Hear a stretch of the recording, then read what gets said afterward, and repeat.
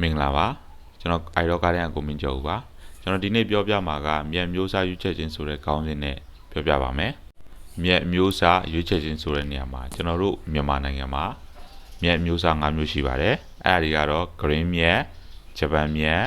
ယူရီးယားပဲစားမြက်ယူရိုပဲစားမြက်နဲ့နောက်ဆုံးကြောက်စိမ့်မြက်တို့ရှိတယ်နံပါတ်1 green မြက်ကိုတော့ကောက်ကွင်းတွေမှာအများဆုံးအသုံးပြုစိုက်ပျိုးကြတယ်အိမ်တွေခြံတွေအလှဆင်တဲ့အခါမှာလည်းအသုံးပြုစိုက်ပျိုးကြပါသေးတယ်နံပါတ်2ဂျပန်မြက်ကတော့အားလုံးသိတဲ့အတိုင်းပဲဘောလုံးကွင်းမှာအများဆုံးအသုံးပြုစိုက်ပျိုးကြတယ်ကိုအိမ်တွေခြံတွေမှာလည်းအသုံးပြုစိုက်ပျိုးကြတဲ့နေရာလည်းရှိပါတယ်ဒါကတော့ကိုအကြိုက်ပေါ်ကိုမူတည်တာပေါ့နော်နံပါတ်3ယူရီးယားပဲစားမြ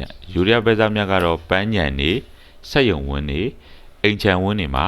အသုံးပြုစိုက်ပျိုးကြပါတယ်ဘာကြောင့်လဲဆိုရင်မိန်တိန်နဲ့ပြုလုပ်မှုပိုင်းဆိုင်ရာမှာတက်တာလို့ဒါပေမဲ့မိန်တိန်နဲ့မလောက်အောင်လို့မပြောဘူးနော်နံပါတ်4ရိုးရိုးပဲစားမြက်ကတော့အားလုံးသိကြတဲ့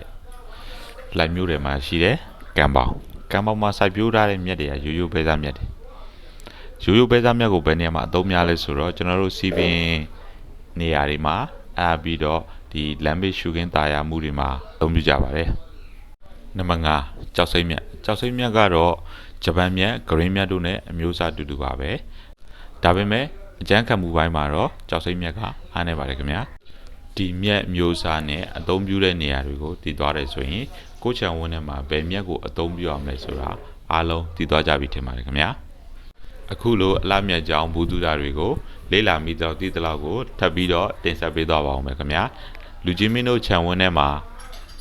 ဘယ်မြက်အမျိုးအစားကိုစိုက်ပျိုးထားတဲ့ဆိုတာကွန်မန့်မှာမှတ်ငယ်လို့ရတယ်နော်အားလုံးမင်္ဂလာရှိသောနေ့ရက်လေးဖြစ်ကြပါစေခင်ဗျာ